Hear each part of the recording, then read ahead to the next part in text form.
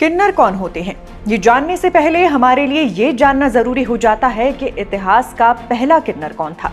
पुराण बताते हैं कि हिमालय का पवित्र शिखर कैलाश किन्नरों का प्रधान निवास स्थान था, जहां वो शंकर भगवान की सेवा किया करते थे।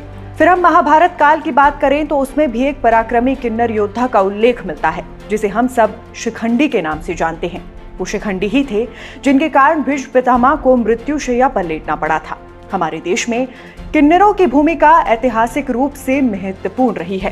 प्राचीन और मध्यकालीन भारत में किन्नर शाही दरबारों में अपनी सेवाओं के लिए जाने जाते थे। वो न केवल रानियों के कक्षों के रक्षक होते थे, बल्कि प्रशासनिक और सैन्य पदों पर भी तैनात होते थे। ऐसा हमें फिल्मों में दिखाया जाता है, जबकि सच तो ये है कि किन्नरों को देवताओं का गायक और भक्त समझा जाता है, और ये विश्वास है कि यक्षों और गंधर्वों की तरह वो नृत्य और गान में प्रवीण होते थे। तो फिर क्यों आज के युग में किन्नरों का नाम हमारे भारत में ही नहीं बल्कि दुनिया भर में खराब हो रहा है? और हमारे हिमाचल प्रदेश में किन्नरों के शगुन मांगने पर क्यों और किस तरह का लॉकडाउन लगाया गया है? आज चर्चा इसी बात पर करेंगे।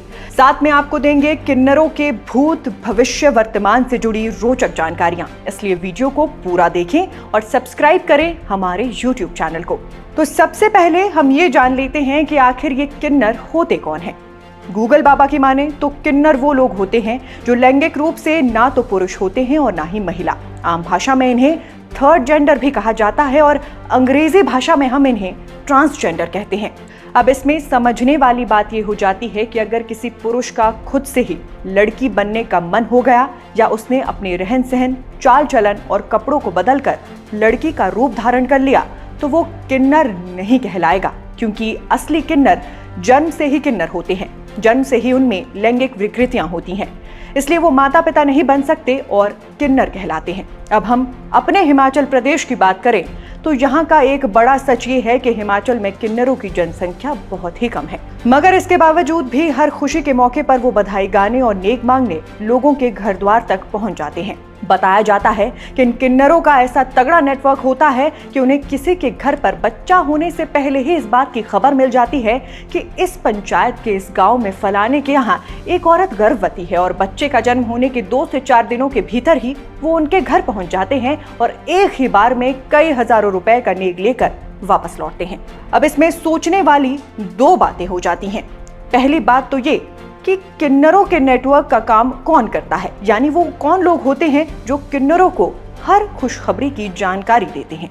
और दूसरा सवाल ये है कि क्या किन्नरों का आशीर्वाद सच में इतना फलित होता है कि लोग उन्हें मुंह मांगे पैसे दे देते हैं? तो इसका जवाब ये है कि किन्नरों की दुआ और बद्दुआ दोनों ही असरदार मानी जाती है। मान्यता है कि किन्नरों को भगवान राम का आशीर्वाद प्राप्त है और वो भगवान शिव के अर्धनारीश्वर रूप में भी पूजे जाते हैं। कुछ इन्हीं कारणों और बाकी सामाजिक मान्यताओं के चलते हमारे समाज के लोग इन किन्नरों को बधाई गाने के लिए मुंह मांगी रकम दे देते हैं।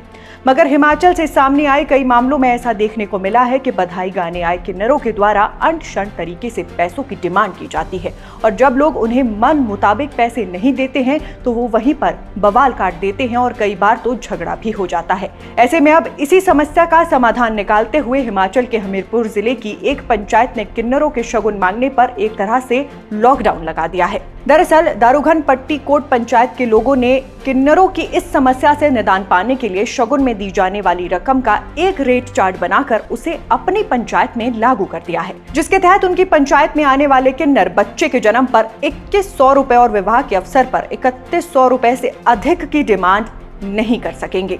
साथ ही पंचायत द्वारा सख्ती से इस बात का भी ऐलान किया गया है कि अगर कोई किन्नर मंडली पंचायत के इन आदेशों को नहीं मानती है तो उसके खिलाफ सख्त से सख्त एक्शन लिया जाएगा। आपको बता दें कि हिमाचल प्रदेश से सामने आया ये अपनी तरह का पहला मामला नहीं है। इससे पहले हमीरपुर की ही दडूही पंचायत, चंबा जिला की कियाणी पंचायत और सिरमौर जिला की कमलाड़ पंचायत सहित कई गांवों में किन्नरों के लिए इसी तरह का रेट कार्ड जारी किया गया है। स्थानीय लोग बताते हैं कि जब भी इन किन्नरों को कोई इनके मन माफिक शगुन नहीं देता है तो ये उन्हें मानसिक रूप से परेशान करना शुरू कर देते हैं। जबरन वसूली के साथ साथ ये बद्दुआ देने पर भी उतारू हो जाते हैं और कई बार तो बच्चा अपने पास ही रख लेते हैं। अब पंचायतों द्वारा लिए जा रहे इस तरह के निर्णय को जहां पूरे हिमाचल भर में सराहना मिल रही है, वहीं इस तरह के नियम लागू होने से किन्नर समाज को भी इस बात का संदेश मिल रहा है कि सामान्य समाज उन्हें स्वीकार करने के लिए तैयार है, लेकिन एक व्यवस्थित तरीके से। क्योंकि हाल के वर्षों में LGBT समुदाय से जुड़े कानूनों को मान्यता मिलने के बाद किन्नरों की स्थिति में काफी बदलाव हुआ है। यहाँ तक कि भारतीय राजनीति में भी किन्नरों की भागीदारी का सिलसिला साल 1998 में ही शुरू हो गया था, जब शबनम मौसी नाम की किन्नर ने मध्य प्रदेश विधानसभा का चुनाव जीतकर इतिहास रचा था।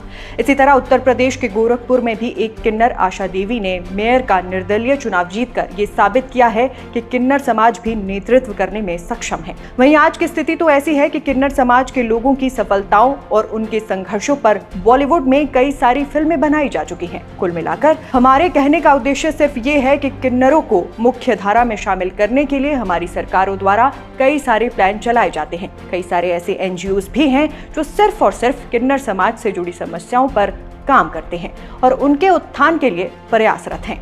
ऐसे में आप हमीरपुर की दारूघन पट्टी कोट पंचायत द्वारा लिए गए इस फैसले को सामाजिक बदलाव की शुरुआत भी मान सकते हैं, क्योंकि ये बदलाव न केवल किन्नरों को सम्मान देगा बल्कि समाज को भी ये सीखने का मौका देगा कि कैसे विविधता को अपनाया जा सकता है। आपको अगर इस वीडियो से मिली जानकारी काम की लगी हो तो इसे लाइक शेयर जरूर कीजिएगा और हिमाचल प्रदेश से जुड़े इसी तरह के रोचक वीडियोस आगे भी देखने के लिए सब्सक्राइब कीजिएगा हमारे YouTube चैनल को। अभी के लिए बस इतना ही। नमस्कार।